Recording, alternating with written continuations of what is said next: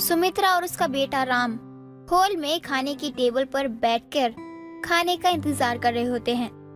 तभी सुमित्रा की बहू कोमल गर्मा गर्म मूली के पराठे लेकर आती है।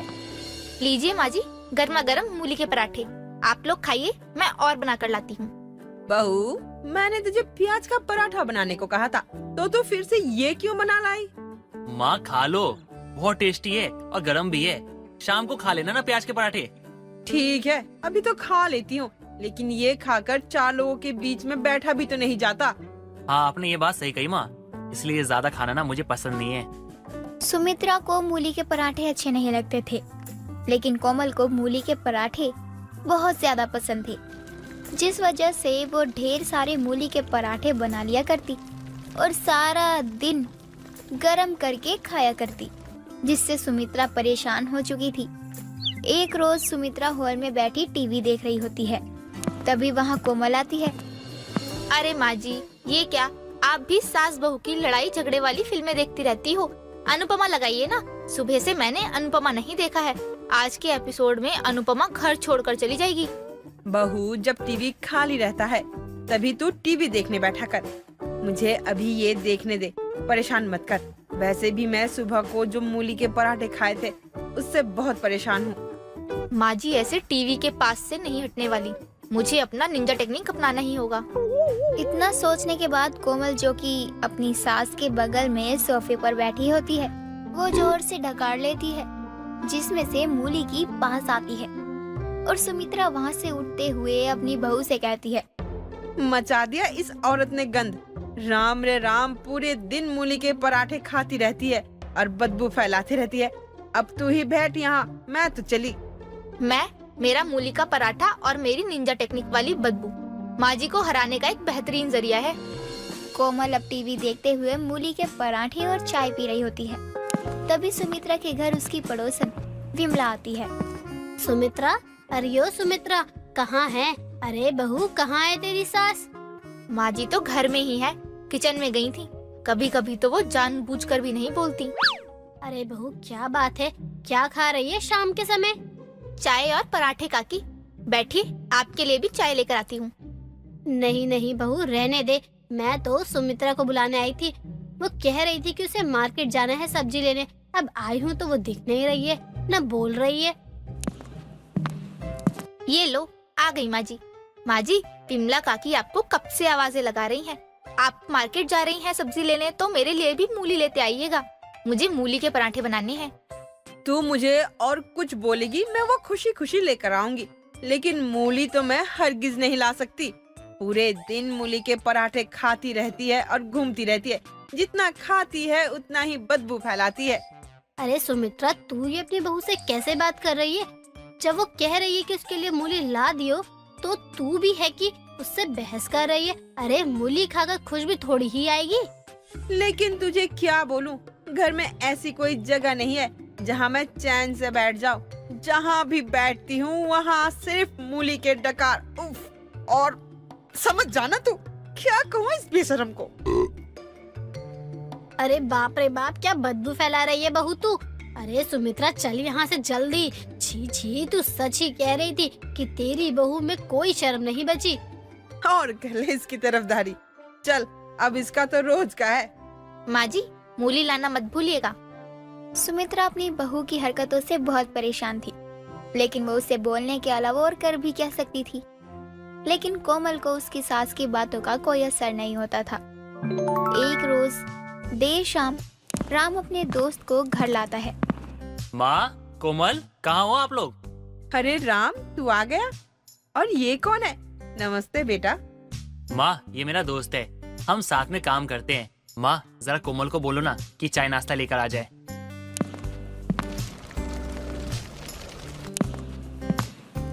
जी, ये लीजिए आपका चाय नाश्ता। कोमल, तुम्हें पता है सुमित को तुम्हारे हाथ के मूली के पराठे बहुत पसंद है। अरे एक काम करो ना, मूली के पराठे लेके आ जाओ चाय के साथ।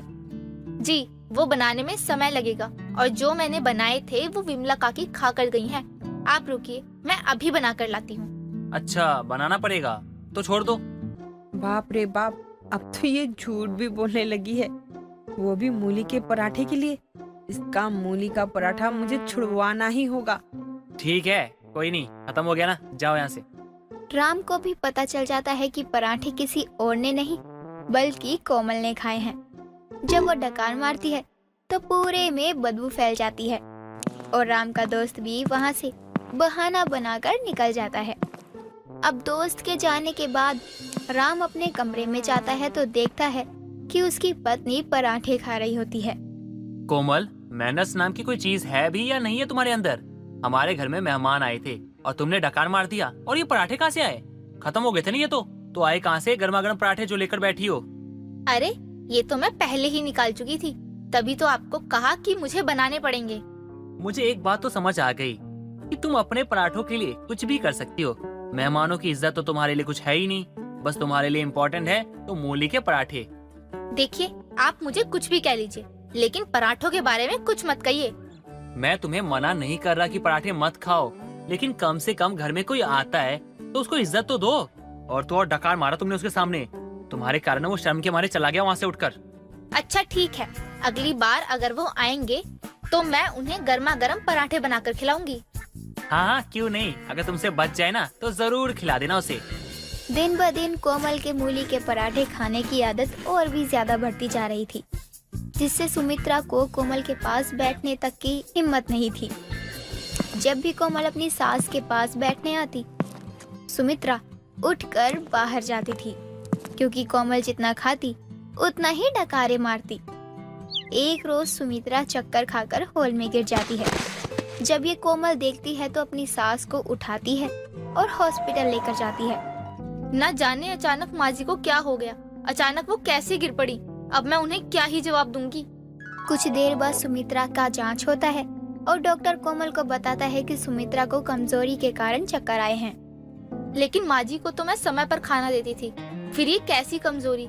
ठीक है डॉक्टर साहब, मैं उनका पूरा ख्याल रखूंगी। अरे सुमित्रा, ये सब मैं क्या सुन रही हूँ? तू बेहोश हो गई थी। अरे तो अपना ध्यान क्यों नहीं रखती है? माँ जी, आपको कमजोरी कैसे हो सकती है, ये बात तो मुझे बड़ी अजीब लग रही है। मैं तो आपको तीनों टाइम गर्मा गर्म खाना बनाकर देती हूँ, फिर भी आपके अंदर कमजोरी हो रही है। तुझे क्या पता, तेरी मूली के पराठों की वजह से सुमित्रा खाना नहीं खाती थी। वो पराठे गाय को दे देती थी, लेकिन खाती नहीं थी क्योंकि वो उसे पचता ही नहीं था। इसका ये मतलब है कि माँ जी को मूली के पराठे पसंद नहीं थे, तो वो मुझे कुछ कहती भी नहीं थी और इतना कुछ झेल रही थी। तुझे तो मैं कहते कहते थक गई कि मुझे मूली के पराठे पचते नहीं है, लेकिन तू है कि सुनती ही कहाँ है मेरी। फिर तो मैंने तुझे बोलना ही छोड़ दिया। माँ जी, मुझे माफ कर दो। मुझे क्या पता था कि आप मेरे पराठों के चक्कर में इतना कुछ सह रही हैं। अपनी सास की बीमारी के होने के बाद भी कोमल की मूली के पराठे खाने की आदत तो नहीं जाती, लेकिन अब वो सिर्फ अपने लिए मूली के पराठे ही बनाया करती। चंदा धुनापुर गांव की रहने वाली थी। वो अपनी माँ और पिता के साथ रहा करती। ऐसे ही एक दिन चंदा के पिता के दोस्त का बेटा नकुल उनके घर आता है और चंदा उसे देखकर बोलती है, क्या चाहिए आपको? किससे मिलना है? अगर मेरी माँ और पिताजी से काम है तो अभी वो दोनों घर पर नहीं है। अरे, मुझे उनसे बहुत जरूरी काम था। वैसे कब तक आएंगे आपके माँ पिताजी, आप बता सकती हैं? जी नहीं, मैं नहीं बता सकती कब तक आएंगे। वो क्या है ना, शहर से एक बंदर आ रहा है, उसे ही लेने गए हैं स्टॉप तक। अच्छा, क्यों? आपके गांव में बंदर नहीं है क्या, जो आप शहर से बंदर मंगवा रही हो? लगता है बहुत अमीर हो आप लोग, तभी तो आपने बाहर से बंदर मंगवाया है। अमीर? काहे के अमीर? हमारा घर देखकर समझ नहीं आता है क्या कि हम मध्यम परिवार से हैं? अरे आप रहने दीजिए, बेकार का ड्रामा हो जाएगा। वैसे आप कल ही आइए, ठीक है? तब तक माँ और पिताजी शहर से आ जाएंगे और वो बंदर भी आ ही जाएगा। अरे कोई बात नहीं, मैं इंतजार कर लूंगा। वो क्या है ना, मैं कल तक इंतजार तो कर नहीं सकता, तो एक काम करता हूँ, मैं आपके घर के अंदर आ जाता हूँ और वहाँ इंतजार करता हूँ। जी नहीं, आप अंदर नहीं आ सकते। अरे मैं ऐसे कैसे किसी को भी घर के अंदर आने दे सकती हूँ?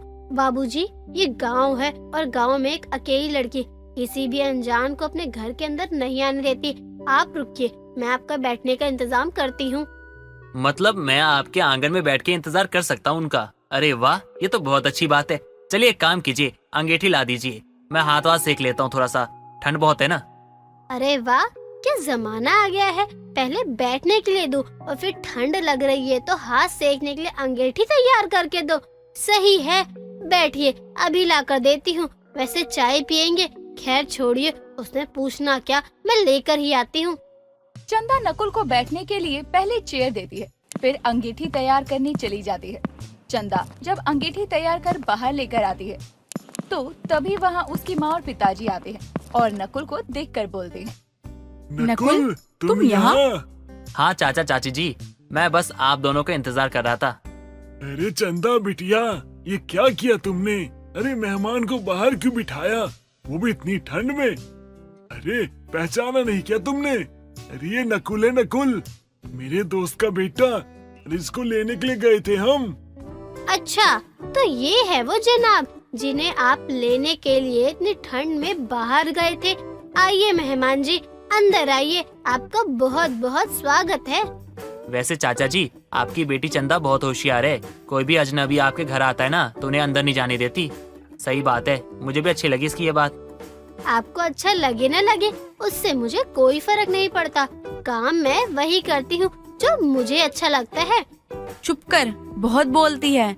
बेटा चंदा की बातों का बुरा मत मानियो, ये ऐसी ही है, हमेशा नाक पे गुस्सा रहता है, मुंह पे बोल देती है, लेकिन मेरी बेटी दिल की बहुत साफ है।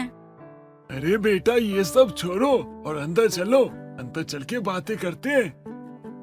और घर पे सब कैसे हैं? आपके माँ पिताजी सब ठीक तो है ना? बहुत दिन पहले बात हुई थी, अब जब मैंने उनकी चिट्ठी पढ़ी तो पता चला कि तुम आने वाले हो। चाचा जी, वो पिताजी तो हमें छोड़ के इस दुनिया से जा चुके हैं। वो बहुत बीमार रहा करते थे ना, तो उन्होंने मुझे कहा उनकी मृत्यु के बाद मैं आपके पास आके रहूं, इसलिए मैं आपके पास आ गया। मेरे यहाँ रहने से आपको कोई दिक्कत तो नहीं है ना? और हाँ, मैं आपके घर की जिम्मेदारी भी उठाऊंगा। लेकिन बेटा मेरा घर तो गिरवी है, 2 दिन बाद तो हम खुद बेघर हो जाएंगे, फिर हम तुम्हें कहाँ रखेंगे? चलो छोड़ो, अभी जब तक है तब तक तुम हमारे साथ रहो, आगे जो होगा देखा जाएगा।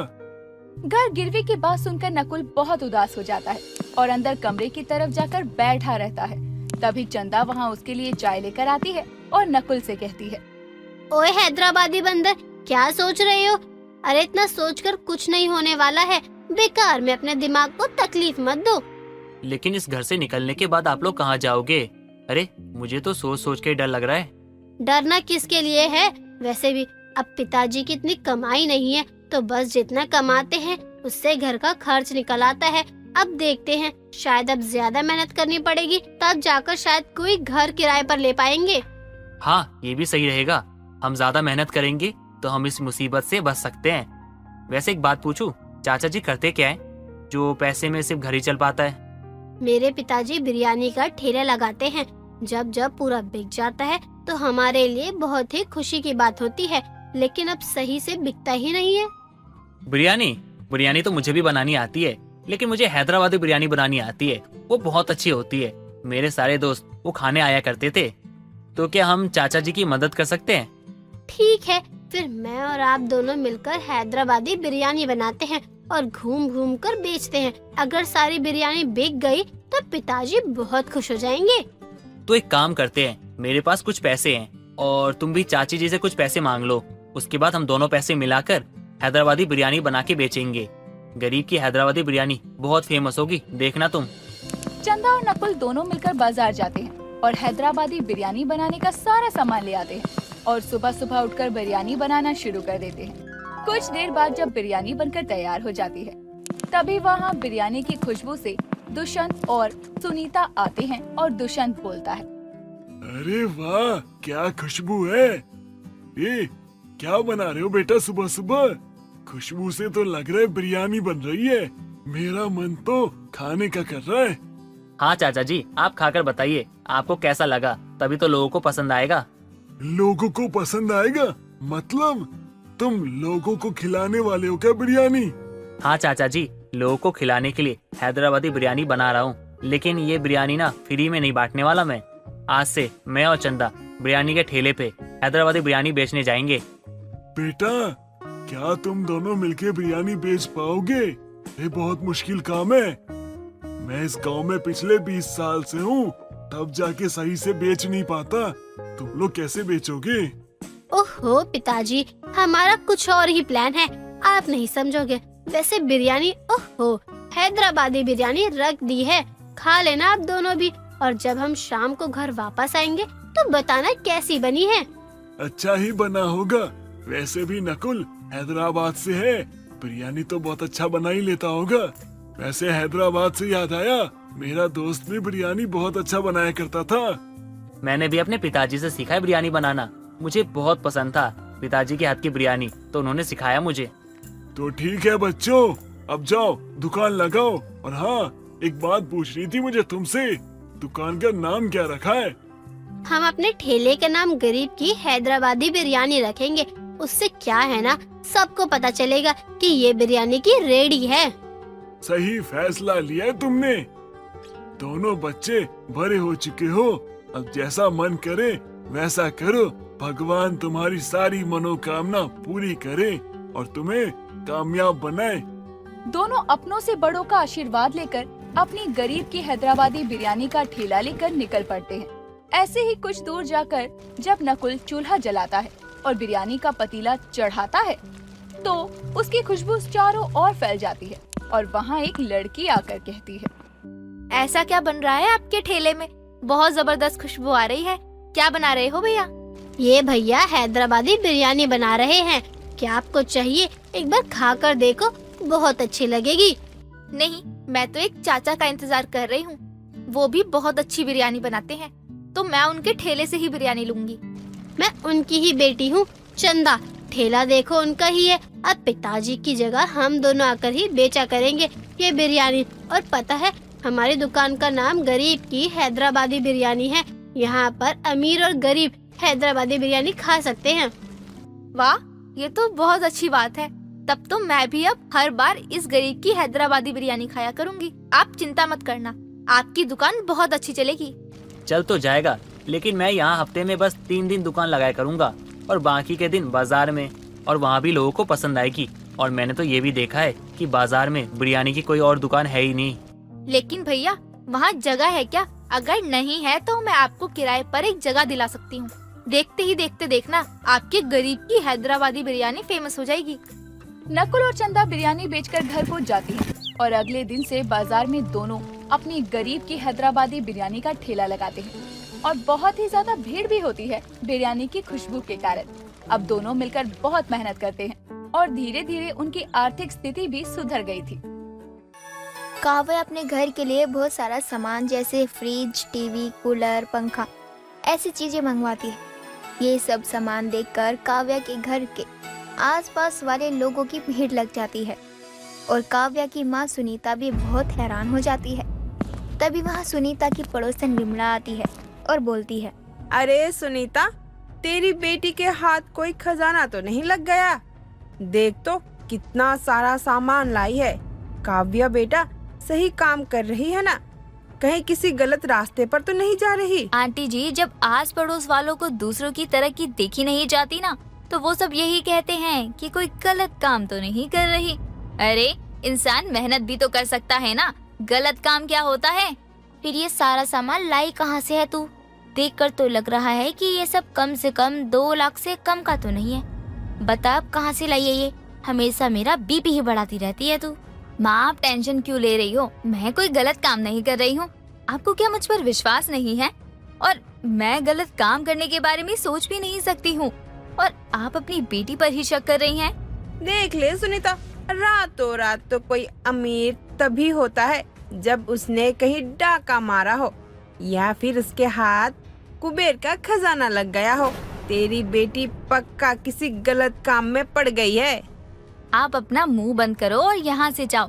अभी इतनी बुराई कर रही हो और कल सुबह मुंह उठाकर आ जाओगी। कि दिखा तो सुनीता तेरी बेटी क्या क्या लाई है। हाय दैया, कैसी जुबान चल रही है इस लड़की की। मैं अब तो तेरे घर कभी ना आऊँ सुनीता। विमला इतना कहकर वहाँ से चली जाती है। विमला के वहाँ से जाने के बाद सुनीता काव्या से कहती है, काव्या, अब तू मुझे सच सच बता कि तू ये सब कहाँ से लाई है?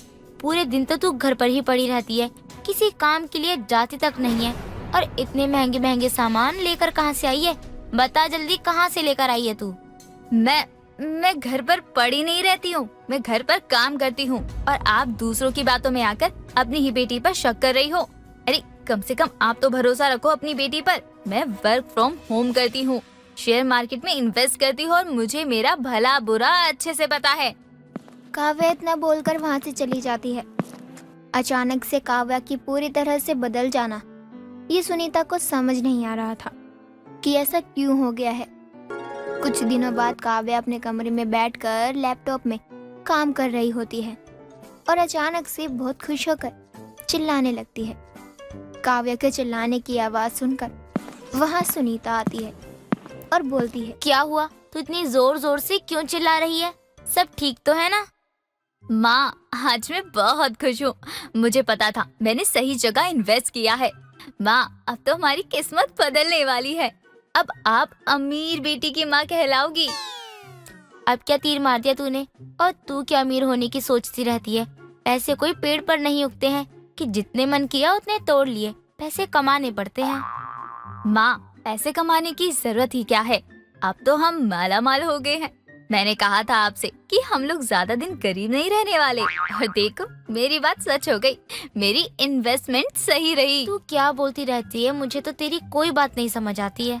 ये बड़ी बड़ी बातें आप इतनी आसानी से समझोगी भी नहीं माँ। अच्छा, अब आप मेरे लिए जल्दी से मैगी बना दो। इतना काम किया है मैंने, मुझे तो बहुत जोर से भूख लगी है। काव्या की बात सुनीता को बिल्कुल भी समझ नहीं आ रही थी और काव्या अब हर रोज धीरे धीरे करके शेयर मार्केट में और पैसे लगाने लग जाती है। एक दिन काव्या अपनी माँ को एक बहुत ही बड़े होटल में लेकर जाती है। इतना बड़ा होटल देखकर सुनीता की आंखें चमक जाती है और वो कहती है, इतना बड़ा होटल? काव्या तू पागल हो गई है क्या? यहाँ खाना खाने आई है? अरे यहाँ का तो हम पानी भी नहीं पी सकते हैं। काव्या तू पिटने वाले काम मत कर। पैसे न देने पर यही लोग हमें बहुत मारेंगे भी। तू घर चल, तू जो बोलेगी मैं तुझे बनाकर खिला दूंगी। क्या माँ, आप भी ना? अरे मैं इतने बड़े होटल में आपको इसलिए लेकर आई हूँ क्योंकि मैं आपको यहाँ खाना खिला सकती हूँ। आपकी बेटी अब इतनी गरीब नहीं है कि आपको इन छोटे मोटे होटल में भी खाना ना खिला पाए। अब तो आप बस चिल कीजिए और बताइए कि क्या खाना है। तू पता नहीं क्या करना चाहती है। मुझे तो कुछ समझ ही नहीं आ रहा है कि तू यहाँ आई ही क्यों है। अरे वहाँ शनि बाजार में ही मुझे कुछ खिला देती, मैं उसमें भी खुश हो जाती ना। माँ, आप ये क्या बातें कर रही हो? मैं यहाँ आपको इतने बड़े होटल में लेकर आई हूँ और आप ये सब बातें किए जा रही हो। थोड़ा तो एंजॉय करो, अब तो हमारी जिंदगी जीने के दिन आए हैं। काव्या दिल खोल कर खर्चा करती है और सुनीता बेचारी डर जाती है कि कहीं उसकी बेटी किसी गलत रास्ते पर ना जाए। ऐसे ही काव्या के खर्चे रोज बढ़ते। मोहल्ले वाले भी जब हैरान हो जाते हैं कि आखिर ये लोग अचानक से इतने अमीर कैसे हो गए। एक बार सुनीता घर के बाहर झाड़ू लगा रही होती है, तभी वहाँ विमला आ जाती है और बोलती है, तुझे क्या जरूरत है झाड़ू लगाने की?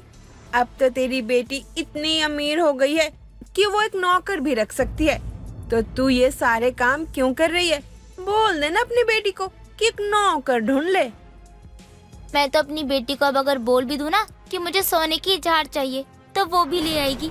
अरे मेरी बेटी अब बहुत अच्छा काम करती है, बहुत अच्छा कमाती है। अब पूरा मोहल्ला देख ही रहा है कि कितना कमाती है।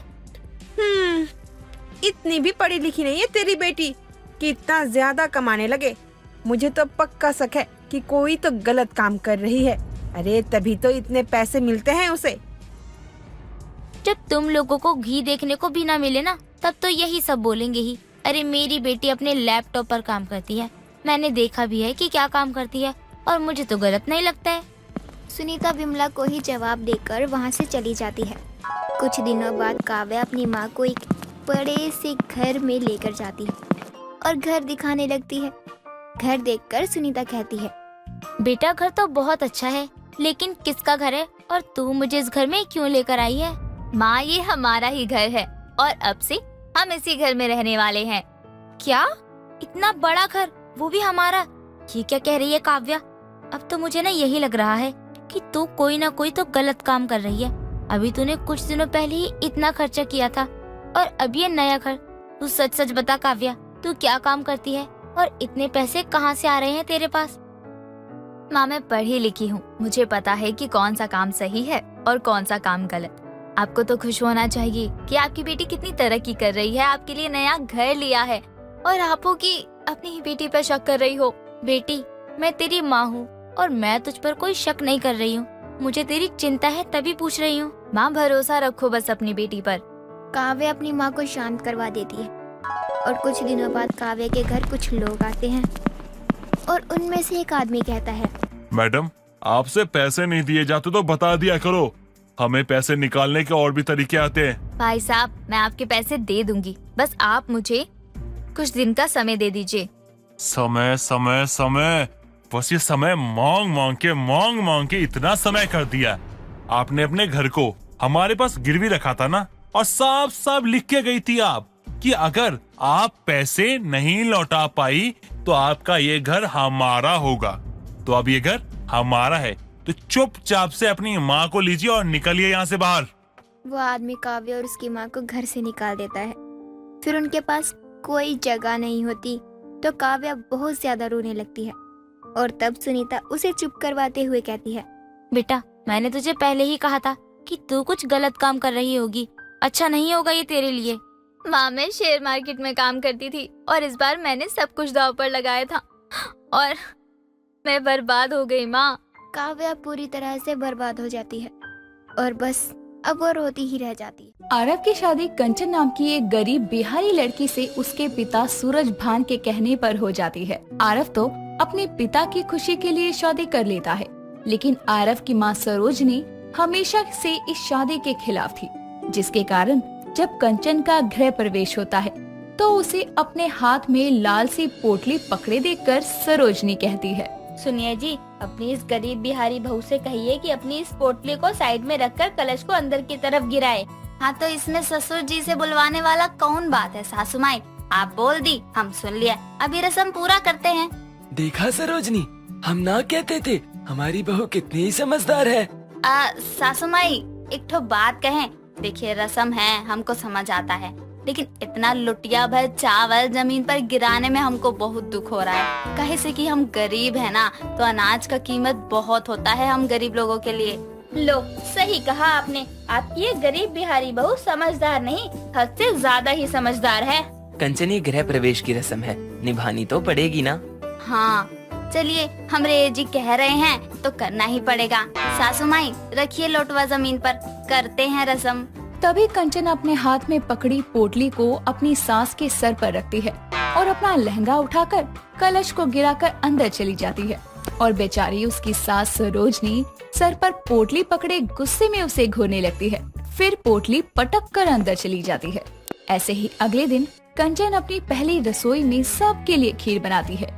खीर को सरोजनी चम्मच से हिलाते हुए देखने लगती है तो कंचन कहती है, सासू माई, ये ऐसा खीर को चम्मच से काहे खोद रही हैं? कछु गिर गया है क्या उसमें?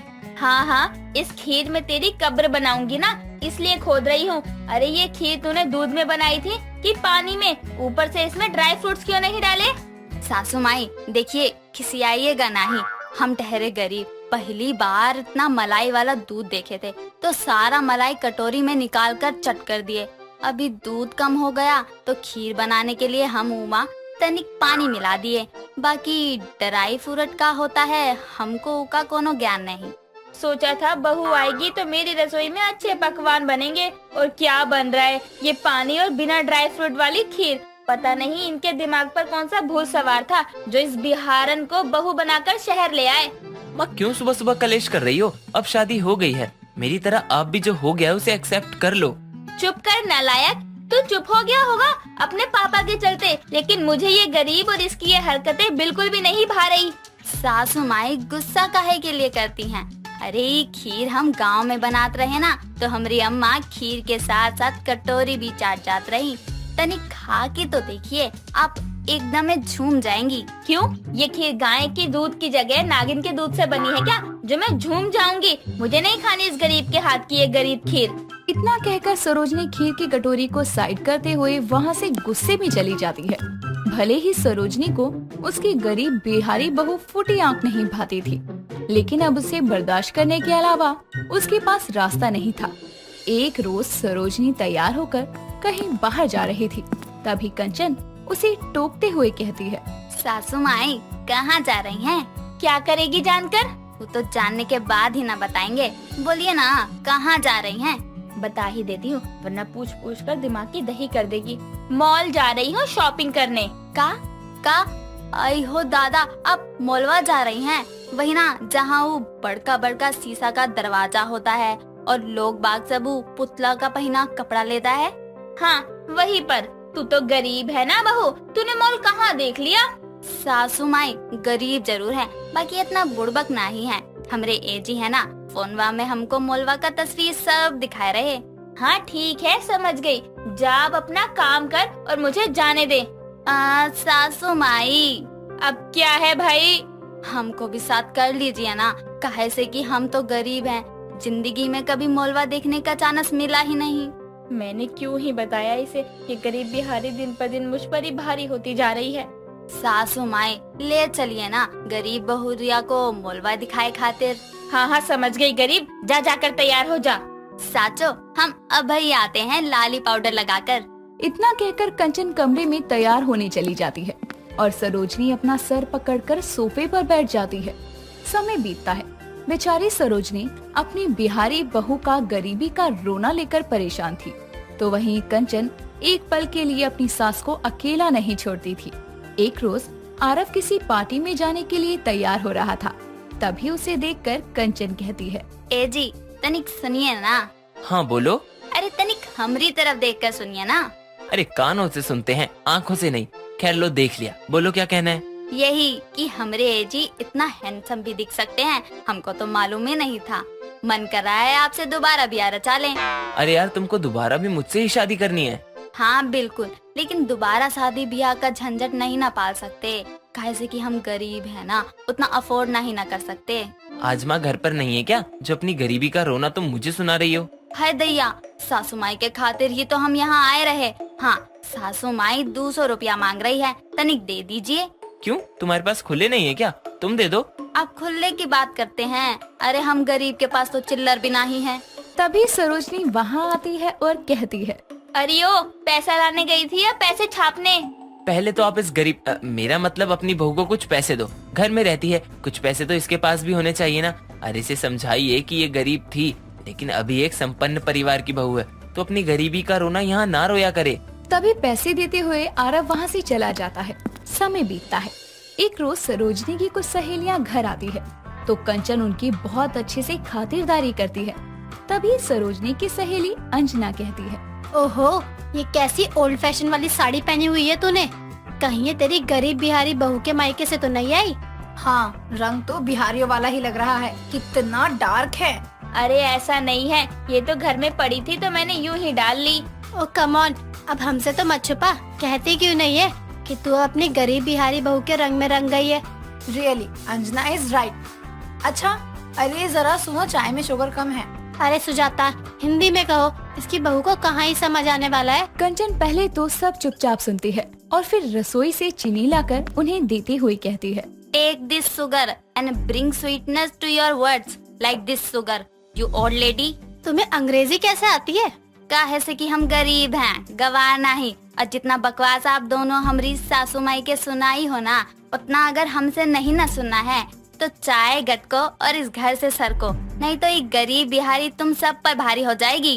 अंजना चल यहाँ से। तभी दोनों सहेलियां पैर पटकते हुए वहाँ से चली जाती हैं। तभी सूरज भान कहता है, देखो, तुम्हारी गरीब बिहारी बहू ने तुम्हारी अमीर मॉडर्न सहेलियों को करारा जवाब दिया। देखा, और ये भी जाना कि मेरी बिहारी बहू इतनी अच्छी इंग्लिश बोलना भी जानती है।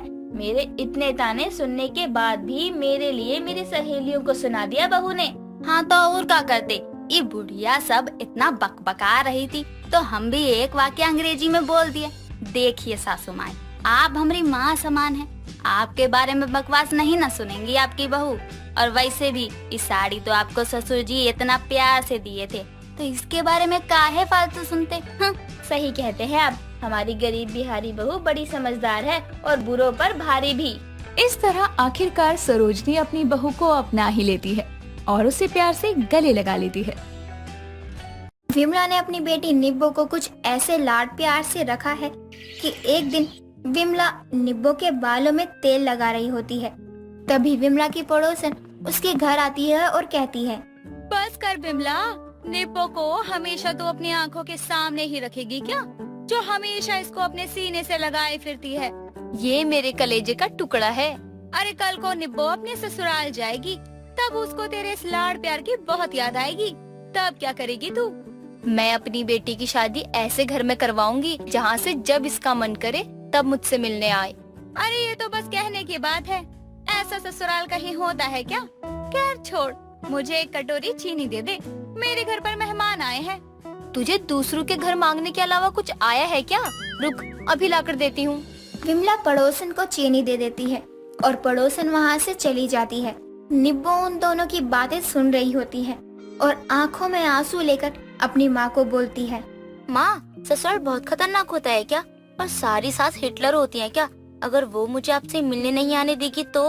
अरे नहीं मेरी बच्ची, सास तो बहुत अच्छी होती है, और अगर तुझे वो मुझसे मिलने आने नहीं देगी तो उनसे लड़ाई करूंगी। अब तू रोना बंद कर। सच्ची माँ, आप बहुत अच्छी हो, मैं आपको छोड़कर कहीं नहीं जाऊंगी। नहीं बेटा, लड़कियों को तो शादी करके अपने घर तो जाना ही होता है, तुझे भी जाना होगा। विमला निब्बो को गले लगाकर सब कुछ ससुराल के बारे में समझाने लगती है। दिन गुजरते रहते हैं। विमला निब्बो को लाड प्यार देती है। फिर कुछ दिनों बाद निब्बो के लिए एक रिश्ता आता है। लड़के बड़े घर का होता है। निब्बो को देखने विशाल और उसकी माँ कांता आती है। वो लोग बैठकर बात कर ही रहे होते हैं। हमने तो बहुत बात कर ली, अब अगर लड़की दिखा देते तो बढ़िया रहता। हाँ हाँ जरूर, क्यों नहीं, रुकिए अभी निब्बो को बुलाती हूँ। विमला निब्बो को आवाज लगाती है और निब्बो हाथों में चाय की प्लेट लेकर बाहर आती है। निब्बो बहुत सुंदर लग रही थी, सुंदर सी, लंबे खुले बाल, जैसे कोई अप्सर आ रही हो। निब्बो को विशाल ने जैसे ही देखा, उसने अपनी माँ के कान में कुछ फुसफुसाते हुए कहा। तभी कांता कहती है, अरे बेटा यहाँ बैठो, अरे क्या चांद का टुकड़ा है मेरी बहू, हमें तो रिश्ता मंजूर है, बाकी आप बताइए। देखिए, हमें भी रिश्ता मंजूर है, हमें कोई एतराज नहीं है। जी ये तो आप बिल्कुल सही बोल रही है। ठीक है, फिर आगे की बात कर लेते हैं। दहेज में क्या चाहिए आपको? क्या आप भी कैसी बात कर रही है?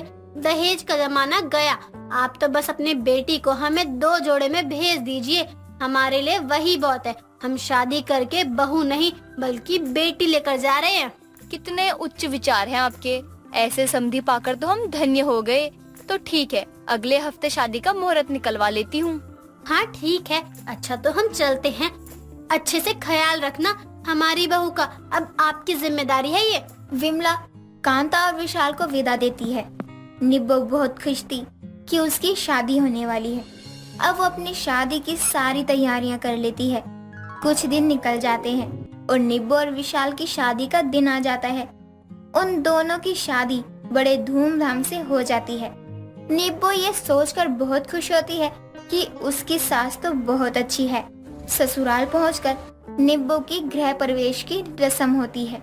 गेट पर निब्बो के आगे चावल से भरा कलश रखती है और कांता कहती है, बहू इसको अपने पैरों से अंदर की तरफ गिरा दे। निब्बो को इन सब के बारे में कुछ नहीं पता होता है, तो वो बाएं पांव से कलश को गिरा देती है। तभी पास में खड़ी उसकी ननद बोलती है, लो माँ, आपकी प्यारी बहू ने आते ही घर में अपशगुन कर दिया। अब तो आपके घर का बेड़ा ही पार हो गया।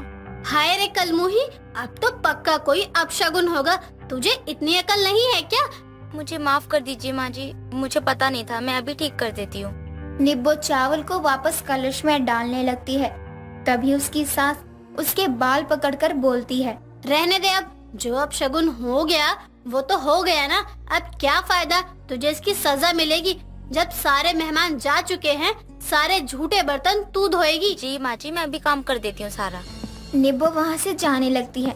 तभी मनीषा और कांता की नजर उसके गले के हार पर पड़ती है। 1 मिनट रुक, ये गले में जो हार है ये सोने का है क्या? हाँ माँ जी, प्योर सोना है। चल इसको निकाल कर दे मुझे, मैं संभाल कर रख दूंगी। पर माँ जी, ये तो मेरे मायके से आया है, ये नहीं दे सकती मैं आपको। देखो माँ, शादी के पहले दिन से ही आपसे जुबान लड़ा रही है भाभी। हाँ अभी रुक बहू, तुझे मैं बताती हूँ। इतना बोलकर कांता निब्बो को मारने लगती है। और उसके गले से सोने का हार निकाल ले जाती है। निब्बो भी रोते रोते सारे बर्तन धोने के लिए चली जाती है। शादी का हुए समय बीतता है। निब्बो अपने ससुराल में जिस तरह से रह रही थी, जिस तरह से उसके ससुराल वाले उसके संग बर्ताव करते, उसको उस चीज की आदत हो जाती है।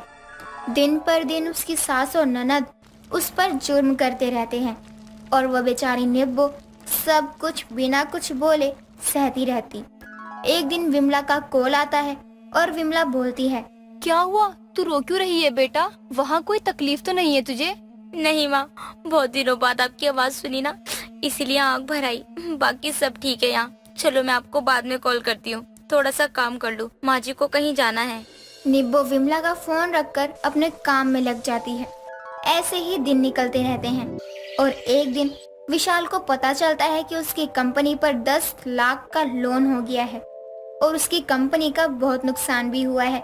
विशाल गुस्से में घर आता है और कहता है, निब्बो पानी लेकर आओ। अरे कहाँ मर गई हो? पानी के अगले जन्म में दोगी? जी अभी लाई। निब्बो गिलास में पानी भरकर ला ही रही होती है कि तभी निब्बो का पैर फिसल जाता है और सारा पानी विशाल के ऊपर गिर जाता है। विशाल गुस्से में उसको मारने के लिए उठ ही रहा होता है कि उसका भी पैर फिसल जाता है और वो मुंह के बल जमीन पर गिर जाता है। विशाल के सर पर बहुत ज्यादा चोट आती है, पूरा फर्श खून से लाल हो जाता है। ये देखकर निब्बो परेशान हो जाती है। उसको कुछ समझ नहीं आता है कि वो करे तो क्या करे। उसकी सास और ननद भी घर में नहीं थी। वो जल्दी से एम्बुलेंस को कॉल करती है और विशाल को एडमिट करवा देती है। विशाल को हॉस्पिटल में एडमिट तो करवा देती है और अपनी माँ और सास को कॉल लगाकर बुला भी लेती है। इतनी देर में डॉक्टर आईसीयू से बाहर आते हैं और बोलते हैं, देखिए आपके हस्बैंड की हालत बहुत ही ज्यादा खराब है। सर पर चोट लगने के कारण ब्लड क्लॉट हो गया है। जल्दी ही उनका ऑपरेशन करना होगा, वरना उनकी जान भी जा सकती है। आप जल्दी ही काउंटर पे 1 लाख रुपए जमा करवा दीजिए, तभी आपके पति का ऑपरेशन हो पाएगा। हाँ डॉक्टर, तो आप ऑपरेशन शुरू कीजिए, मैं अभी पैसे जमा करवाती हूँ। निब्बो जल्दी से जाकर एटीएम से पैसे निकाल कर लाती है और ऑपरेशन के लिए पैसे जमा करवा देती है। तभी निम्मो की सास और माँ दोनों वहाँ आ जाते हैं। निब्बो को ऐसे परेशान देखकर कांता बोलती है, क्या हुआ बहू? विशाल ठीक तो है ना? माँ जी, डॉक्टर ने कहा है उनका ऑपरेशन होगा। मैंने सारे पैसे जमा करा दिए, ऑपरेशन अंदर हो रहा है। निब्बो इतना बोल ही रही होती है कि विमला की नजर उसके हाथों पर लगी चोट पर जाती है और विमला निब्बो से कहती है, ये क्या हुआ तुझे निब्बो? इतने सारे चोट के निशान कैसे आए? कुछ नहीं माँ, खाना बनाते हुए हाथ जल जाता है इसलिए निशान बन गए हैं। देख निम्मो, झूठ मत बोल, तुझे इन लोगों ने मारा पीटा है ना, इसीलिए तू उस दिन फोन पर रो रही थी।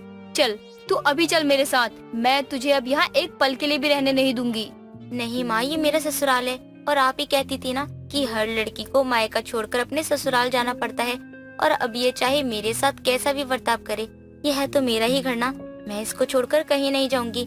मैं यहाँ डोली पर चढ़कर आई थी और यहाँ से अर्थी पर ही जाऊंगी। मेरा पति जैसा भी है वो मेरा पति है, उसको इस हालत में छोड़कर मैं कहीं नहीं जाऊंगी। वहीं पास में ही कांता खड़ी अपनी बहू की सारी बातें सुन रही होती है। वो आंखों में आंसू लेकर निब्बो को बोलती है, निम्मो बहू, मुझे माफ कर दे।